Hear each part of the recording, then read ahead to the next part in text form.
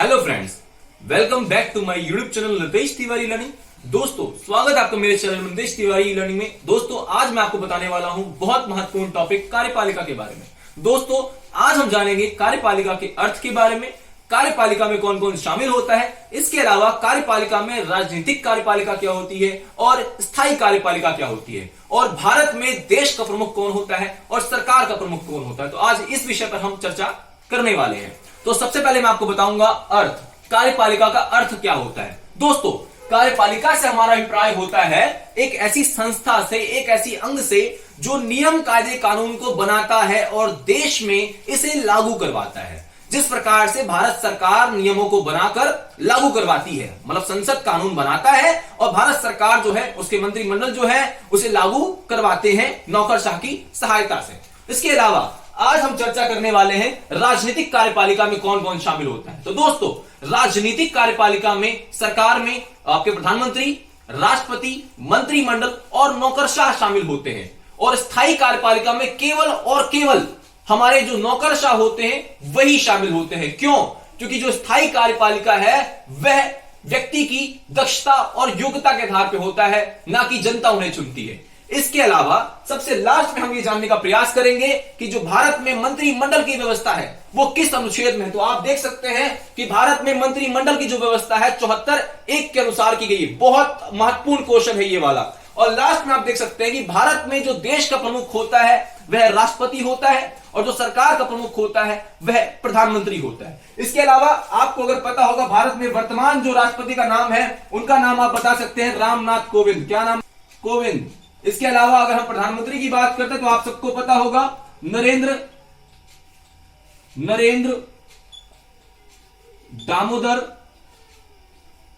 दामोदर दास मोदी। तो दोनों के नाम हमने बता दिए आपको कि देश का प्रमुख जो है वो राष्ट्रपति होता है और सरकार का प्रमुख प्रधानमंत्री होता है। प्रकार के बारे में तो चलिए दोस्तों, अब हम बात करने वाले हैं कार्यपालिका के प्रकार के बारे में। तो जैसा कि आप देख सकते हैं, कार्यपालिका के हम दो प्रकारों की पहले चर्चा करेंगे।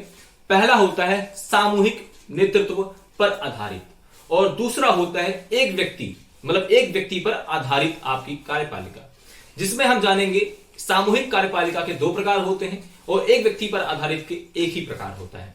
हम देखेंगे जो आपका सामूहिक नेतृत्व पर आधारित आपका है, इसमें आपका होता है पहला संसदीय और दूसरा आपका होता है अर्ध अध्यक्षात्मक।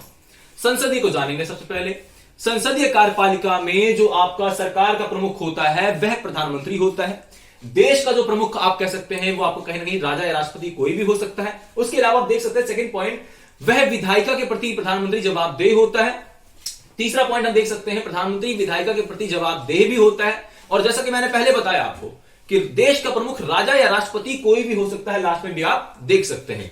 इस प्रकार की जो व्यवस्था है वो ब्रिटेन में है, उसके अलावा वो आपका इटली में है, जापान में है, जर्मनी में है और यहां तक कि पुर्तगाल में भी है, जो कि आप लिख सकते हैं। इसमें पुर्तगाल में भी इस प्रकार की व्यवस्था है। इसके अलावा अगर हम बात करेंगे अर्ध अध्यक्षात्मक की, तो जो अर्ध अध्यक्षात्मक व्यवस्था है, इस व्यवस्था में जो देश का प्रमुख होता है वो केवल राष्ट्रपति होगा। जैसे कि हमारे वाले में क्या था, हमारे वाले में था कि देश का प्रमुख राजा या राष्ट्रपति कोई भी हो सकता है, लेकिन अर्ध अध्यक्षात्मक व्यवस्था में देश का प्रमुख केवल और केवल राष्ट्रपति होगा, ना कि राजा। ध्यान रखिएगा। उसके अलावा सेम पॉइंट जो हमारे वाले में थे संसदीय प्रणाली में, कि देश का जो प्रमुख होगा वो राष्ट्रपति आपका हो सकता है, जैसे इसमें कंफर्म है, लेकिन सरकार का जो प्रमुख होगा वो वही प्रधानमंत्री ही होगा, जैसे कि हमारी संसदीय प्रणाली में था। इसके अलावा हम जान सकते हैं कि जो प्रधानमंत्री होगा और उसकी मंत्रिपरिषद जो होगा वो सरकार के प्रति जवाबदेह होगा। इस प्रकार की जो व्यवस्था है वह रूस में है, श्रीलंका में है और फ्रांस में भी इसी प्रकार की व्यवस्था चल रही है।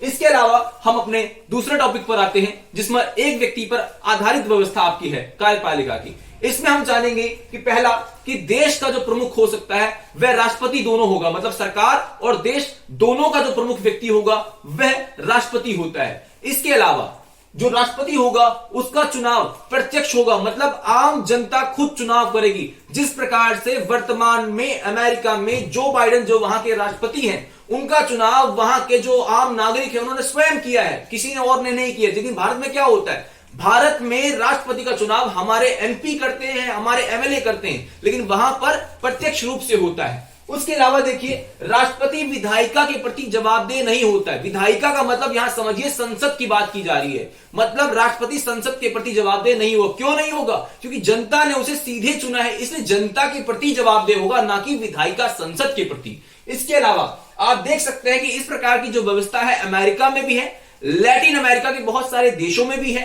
और उसके अलावा ब्राजील जो कि लैटिन अमेरिका का बहुत बड़ा देश है, मैंने उसका नाम भी एग्जांपल के लिए लिख दिया है कि इसमें भी इस प्रकार की व्यवस्था है।